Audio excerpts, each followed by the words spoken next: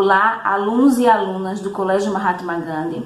Essa semana nós vamos iniciar nossos estudos com o estudo na unidade 3 do livro do módulo de vocês, onde nós vamos perceber algumas características do texto normativo, certo? Esse texto que tanto nos orienta e nos acompanha no nosso dia a dia, certo? Nós vamos entender que a vida em sociedade, ela exige, de maneira direta, regras de convivência, seja ela em casa, na escola, na rua, em todo lugar que a gente vai, que encontramos com pessoas, que nos socializamos, nós dependemos de regras, certo?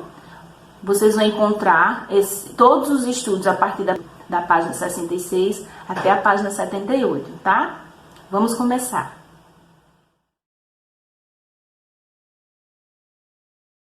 No livro de vocês, na página 64, nós vamos encontrar várias, e tem aí 4 questões onde vocês vão poder refletir e responder. Bom, esse texto aí vocês vão encontrar na página 66, as regras de conduta no dia a dia. A vida em sociedade exige uma organização complexa, pois as pessoas de diferentes idades, gêneros, classes sociais e culturas podem conviver em um mesmo ambiente. Para que essa convivência ocorra de melhor forma possível, diversas regras existem em formatos de leis, códigos, estatutos, entre outros documentos que indicam como as pessoas de um país devem se comportar em determinadas situações. Algumas regras que nossa sociedade segue surgiram há muito tempo, outras foram criadas recentemente e existem até casos de acordos que deixaram de ser válidos devido a transformações sociais. Então a gente percebe que essas questões de regras, códigos e estatutos, elas evoluem junto com a sociedade, certo? E que a sociedade como um todo, a gente localiza na nossa região, na nossa comunidade e também na comunidade como um todo, no mundo todo, certo? Então aí ao lado vocês vão ver a diferença entre lei, código e estatuto. Aqui vocês podem ver exemplos de outros textos normativos que permeiam a sociedade. Nós temos a Constituição, que é a Carta Magna do país, todo o direito humano está lá dentro. Tem o ECA, o Estatuto da Criança e Adolescente, onde é o lugar onde existem regras, no caso de todos os assuntos que permeiam o adolescente e a criança. Tem a LDB, que é a Lei de Diretrizes e Bases da Educação, é nela que se baseia toda a educação brasileira.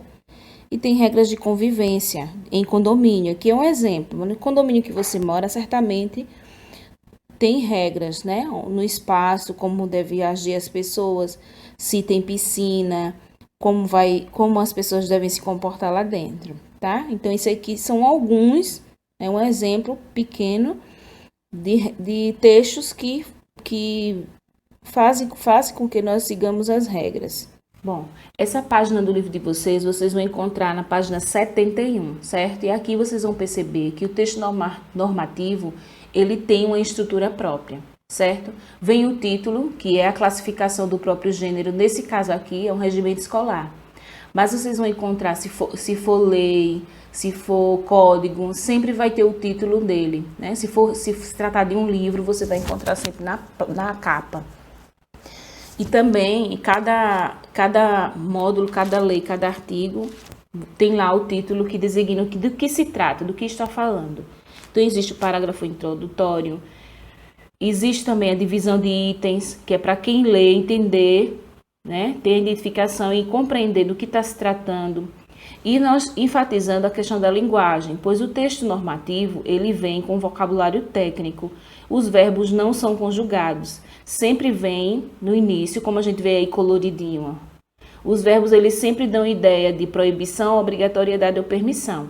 Como nós já estudamos antes, a questão da linguagem formal e informal, o texto normativo, ele sempre vem em linguagem formal. Bom, e esse texto vocês vão encontrar na página 74, faz parte de um exercício que vocês vão resolver em casa. Então, aí a gente pode perceber também mais um exemplo do texto normativo, certo? Regimento comum escolar, são direitos dos alunos. Receber educação em ambiente limpo e seguro. Vejam o verbo usufruir de um ambiente de aprendizagem apropriado e incentivador. Livre de discriminação, constrangimentos ou intolerância. E assim por diante. Vocês vão ler e responder à atividade que está lá no livro de vocês. Então, aqui tem uma diferença sobre o que é norma e o que são regras. A norma é o que regula atos ou procedimentos, regra ou padrão. E a regra é o que regula, que dirige norma ou princípio. Então, a gente pode perceber que que são palavras sinônimas, né? Tem o mesmo significado.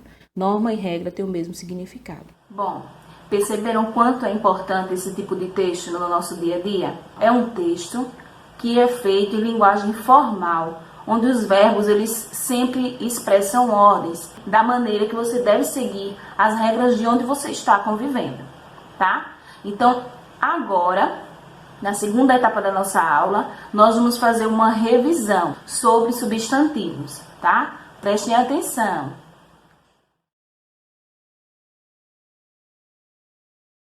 Então, aqui, olhe só esse mapa conceitual. Aqui está resumido tudo o que nós vimos sobre substantivos, certo? Então, vocês vão olhar para a parte colorida de cima e nós vamos perceber que nós estudamos que os substantivos é a palavra que dá nome aos seres, objetos, lugares e sentimentos. E esses substantivos, eles têm suas classificações, que justamente são essas partes coloridinhas aí. A parte verde, nós vemos que o substantivo ele pode se classificar em simples, que é quando é constituído de apenas uma palavra. Por exemplo, flor. E composto é quando ele é constituído por mais de uma palavra. Por exemplo, beija-flor. Na parte azul, nós vemos que os substantivos eles podem ser coletivos. Mesmo que eles estejam no singular, eles dão ideia de grupo, como um buquê de flores e fauna, que é o grupo de animais. Na parte amarela, nós temos também o substantivo comum, que é quando designa uma quantidade de seres, por exemplo, aluno e cidade. E também temos o substantivo próprio, que é quando especifica qual é a pessoa ou qual é a cidade que nós estamos falando. Ele especifica o ser. Por exemplo, Arthur, Fiona, Maceió, Alagoas, certo? E no outro lado, nós temos aí a partezinha que fala sobre o substantivo primitivo, que é aquela palavra que dá primeira, que vem antes de qualquer outra palavra, que dente, caderno. E o derivado é a palavra que veio originada de outra palavra, por exemplo, dentista, caderneta. Temos o substantivo concreto, que é aquilo que existe sem precisar de nada, nem de ninguém, por exemplo, peão, chiclete, caneta. E também é aquele que a gente pode pegar, né? Pode sentir. E o abstrato é aquela palavrinha que só existe se tiver algum ser para fazer com que ela exista, né? Ela precisa de alguém para existir. Por exemplo, solidão, solidariedade, tristeza.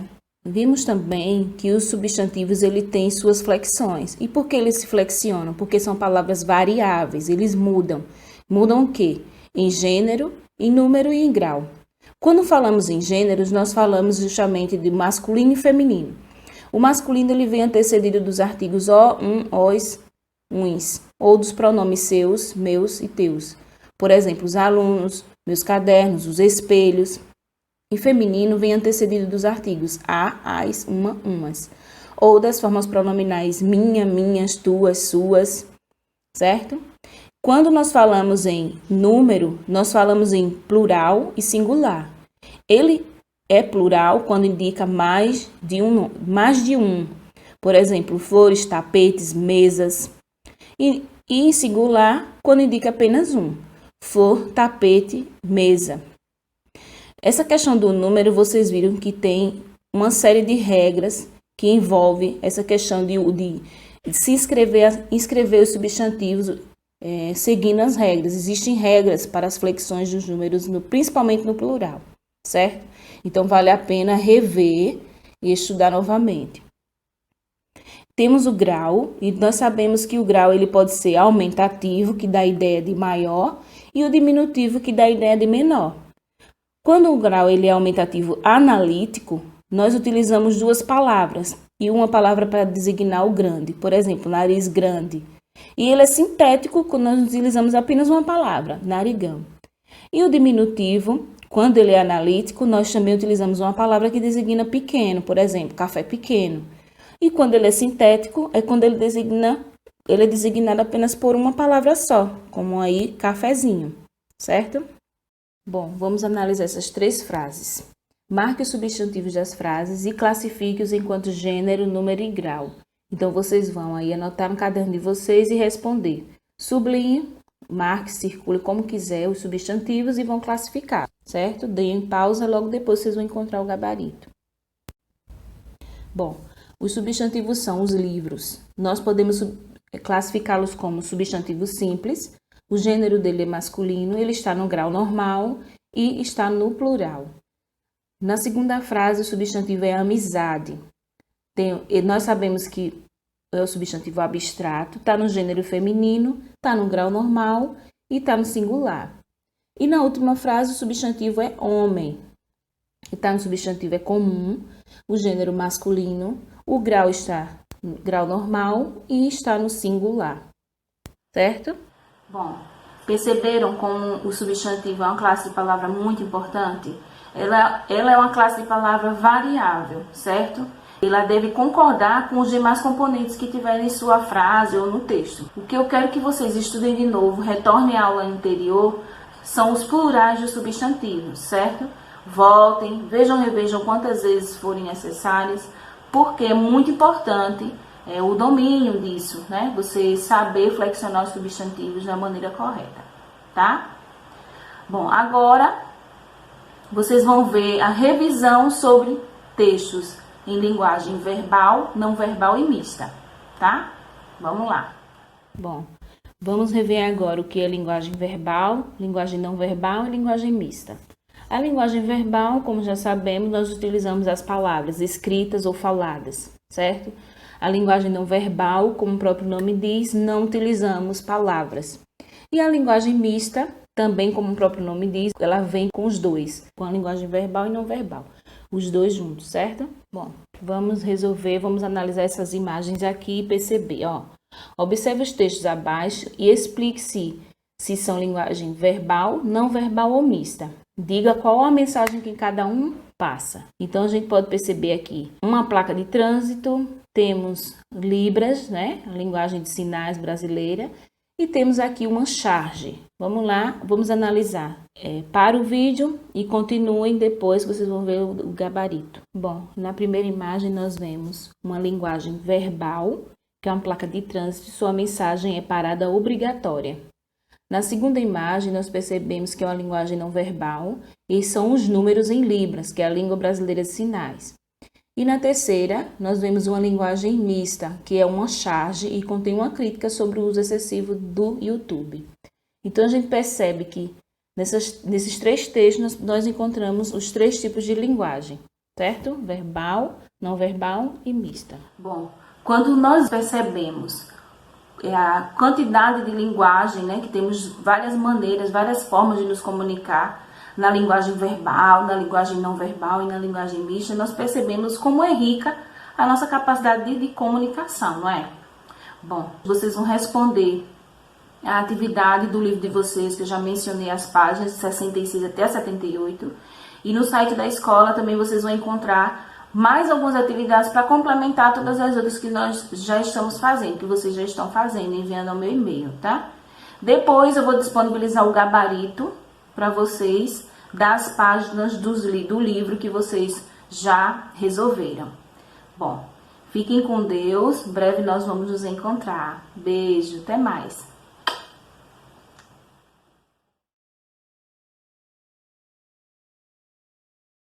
Olá, chicos e chicas, como é que vocês estão? Muita saudade de vocês, meninos. Espero que vocês estejam estudando bem em casa, que vocês estejam bem, que vocês estejam compreendendo o assunto. E lembrem que qualquer dúvida que vocês venham a ter, ou que vocês não conseguirem entender, vocês podem entrar em contato comigo, certo? Tanto pelo e-mail quanto pelo Instagram, para a gente poder tá conversando um pouquinho e solucionar as dúvidas de vocês, certo? A aula de hoje a gente vai ver um assunto bem básico, um assunto bem fácil de se entender. Provavelmente vocês já estudaram isso em português, tá bom? Observem aí essas palavras. Genial, viva, ba, ura. O que é que vocês acham que são essas palavras? A que classe gramatical pertencem essas palavras? Se vocês observarem, elas estão acompanhadas de um signo, né? Que em espanhol a gente chama de signo.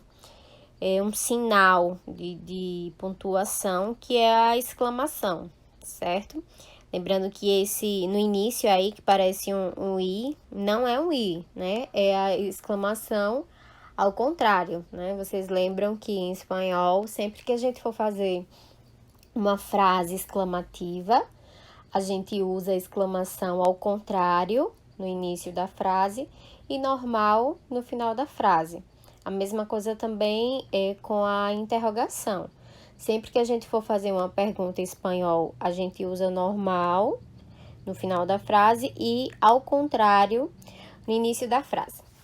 Então, voltando a essas palavras. Essas palavras nada mais são que interjecciones. É o assunto de hoje. A gente vai estudar um pouquinho sobre las interjecciones, o que quer dizer las interjecciones e o que significa las interjecciones. Então, vamos lá.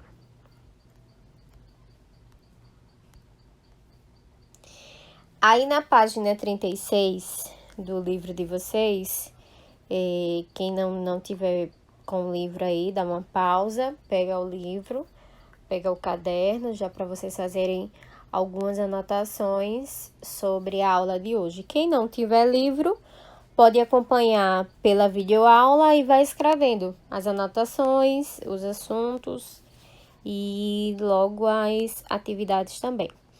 Então, acompanha aí um pouco mais de conhecimento, um pouco mais de conhecimento, aí na página 36 do livro de vocês. Las interjecciones. Las interjecciones são palavras que sintacticamente funciona como oração independente com significado completo, ou seja, ela não precisa necessariamente estar inserida em uma frase. Ela sozinha, só a interjeição, ela consegue ser uma oração, certo? Ela é uma oração independente, que ela não precisa de outras palavras para poder ser uma oração. Quando a gente fala de oração, vocês sabem que é frase, né? Uma oração é uma frase. Morfologicamente, são invariáveis e suelen ir entre signos de exclamação. Vamos lá. Invariáveis. O que quer dizer uma palavra invariável? Que é em português invariável. O que quer dizer uma palavra invariável? Vocês sabem? Uma palavra invariável é uma palavra que não muda. Ela não vai ter uma forma para o singular e outra para o plural, uma forma para o masculino e outra para o feminino. Não. É uma mesma palavra, ela não muda. Ela é uma palavra invariável, ela não varia, certo? Quando ele diz assim, suelen quer dizer que ela costuma ir entre signos de exclamação, que foi aquilo que a gente viu no início, né? A exclamação ao contrário e no final normal.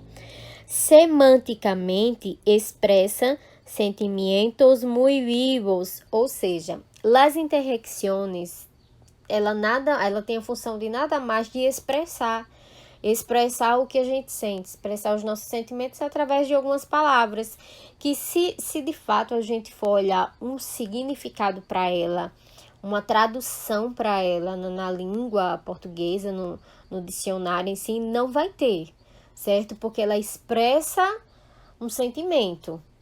Então, por exemplo, quando você cai, quando você sentiu a dor, o que você diz? Ai, né?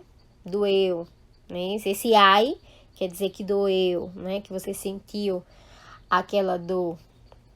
Por exemplo, no Nordeste, a gente tem costume de falar muito oxi, né? Quer dizer, oxi, como assim? Mas esse oxi não tem um significado no dicionário. Nós não temos uma palavra que diga explicitamente o que significa oxi. oxe, é uma forma da gente expressar em várias situações, não é isso? Mas ela não tem um significado específico. Então, geralmente, as interjeições, elas não têm um significado específico. Nós usamos elas para expressar um sentimento, expressar uma ação, expressar algo que a gente esteja sentindo. Então, tem aí ó, algumas expressões: assombro, alegria, admiração, saludo ou bem-vinda, alarma, asco, por aí vai. Então, o livro ele nos dá aí algumas interjeições. Ele nos dá ai, biba, ba, e, caramba, sas, ahá, o, ui, olê, puf, plaf, olá. Então, essas expressões, aí ele está nos dando algumas expressões em espanhol. Observe que algumas são também iguais ao português, que a gente usa em determinadas situações. Aí na página 47, ele nos dá aí algumas interjeições impróprias. Professora, o que é isso? Preste atenção. Na página anterior, essas conjunções que nós vimos aí são conjunções próprias. Na página 37, nós temos as conjunções impróprias. São impróprias quando substantivos, adjetivos, verbos e advérbios funcionam como interjeição. Ou seja, nós temos dois tipos de interjeições. Nós temos dois tipos. Temos as próprias e as impróprias. E qual a diferença das duas? As impróprias, elas são palavras que pertencem a outra classe gramatical, mas são usadas também em algumas situações como interjeições, certo? Então, dentro das impróprias, nós temos os substantivos, adjetivos, verbos e advérbios que vão funcionar como uma interjeição. Então, por exemplo, quando eu digo assim, hombre, vocês sabem que significa homem, né? Homem é um substantivo, mas aí a gente tá dando um sentido de interjeição. Por exemplo, aí a palavra Dios, Dios mío. A palavra Dios, vocês sabem que significa Deus, não é uma interjeição, é um substantivo, certo? Mas a gente usa nesse sentido de expressar um sentimento, expressar uma ação, expressar algo diante de uma ação. Então, a gente transforma essas classes gramaticais em interjeições. E essas interjeições a gente dá o nome de impróprias, certo? Vamos lá. Aí eu coloquei aí algumas interjeições para vocês verem o que elas podem expressar. Então, A pode expressar assombro, surpresa, placer. Ou assombro, admiração. Ai expressa dolor, que é dor, né? Ei pode tanto expressar uma advertência como também um saludo. Saludo, vocês sabem que são saudações. E pode expressar uma surpresa ou uma pergunta. Ui, assombro, surpresa. Ahá, aprovação. E por aí vai, né? Tem uf, puarre, ojalá, que expressa desejo, deseo. Adiós, a despedida. Lástima, que lástima, né? Que dó, assim, uma pena. E bravo, alegria. Então, existem muitas interjeições, não só essas, certo? Eu coloquei aqui só algumas para vocês terem algum tipo de conhecimento sobre elas.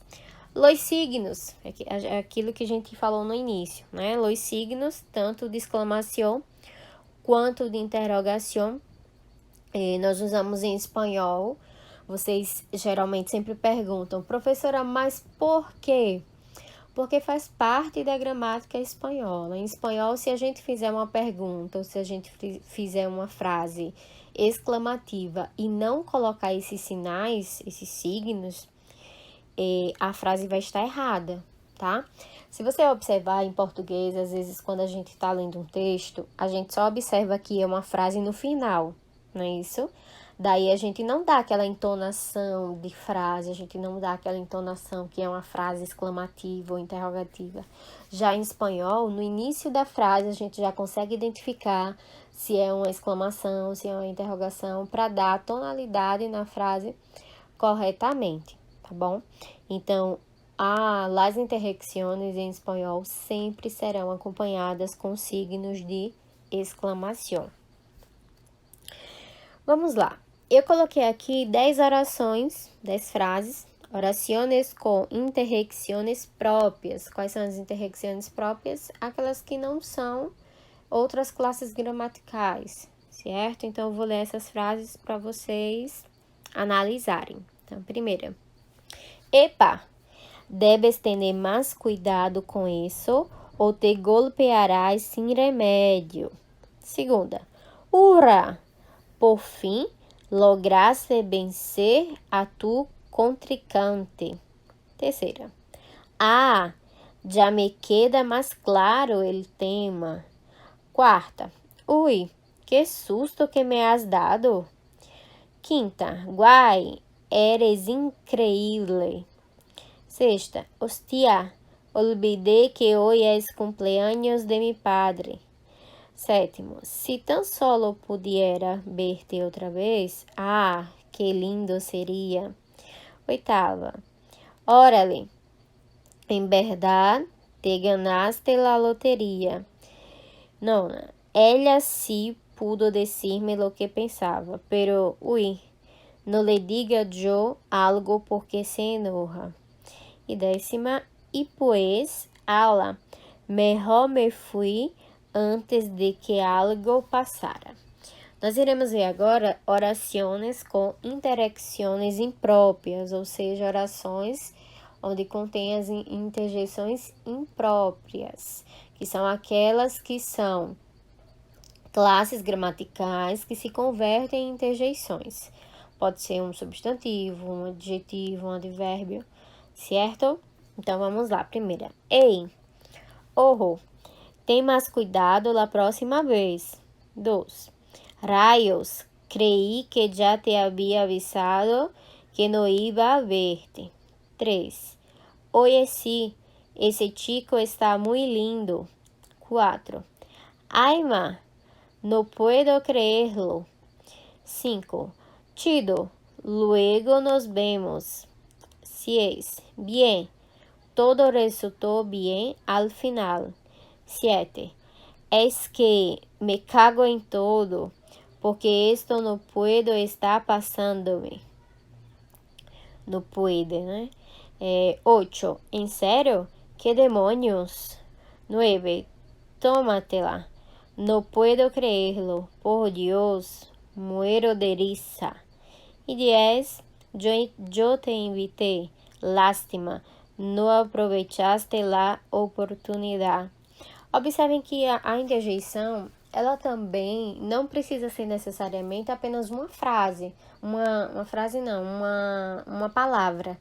Necessariamente ela não precisa ser composta apenas de uma palavra. Ela pode ter mais de uma palavra, certo? Agora eu vou passar para vocês 10 frases com orações com locuções interjectivas. O que são locuções interjectivas? Exatamente aquilo que eu estava falando para vocês. É a junção de duas ou mais palavras, certo? É aquela interjeição que ela não vai ser composta apenas por uma palavra, mas pode ser por mais de uma. Então, 1. Me platicó lo que él le hizo y yo solo pude decir que horror. Ay, mi madre, ¿qué quieres que haga yo? 3. Ay, válgame Dios, no entiendo por qué siempre haces estas cosas. 4. Mira lo que acabo de encontrarme, pero qué guapo, realmente está genial. 5. Pero de verdad, qué bueno que está esto. 6. Pero qué pena me da tu caso. 7. Estamos todos locos. Esto no debería pasar. Y yo ya no entiendo nada. 8. Ya veo. Esa fue la razón. 9. Pero tú, ¿de qué vas? No sé qué está pasando contigo. E 10, de verdade, hay que ver, hay que ver. Eu vou passar para vocês agora as atividades do livro, para que vocês possam responder, tá bom? Quem tem livro, faz no livro. Quem não tem, pode copiar no caderno as perguntas e responder no caderno, certo? Então, página 37, primeira questão. Señala a que classe, se é própria ou imprópria, pertencem las interjecciones que aparecem nas orações seguintes. Ou seja, vocês vão olhar quais são as interjecciones dessas frases e vai dizer se elas são própria ou imprópria, certo? Continuando na página 37, na questão 2, intenta relacionar as conjunções àquilo que elas expressam. Então, vocês vão observar aí as conjunções e vai associar com o que está aí na segunda coluna. O que é que ela expressa? Ela expressa a advertência, assombro, descer, o saludo. Aí vocês vão fazer essa análise e relacionar. Entonces, es isso, personas, chicos e chicas.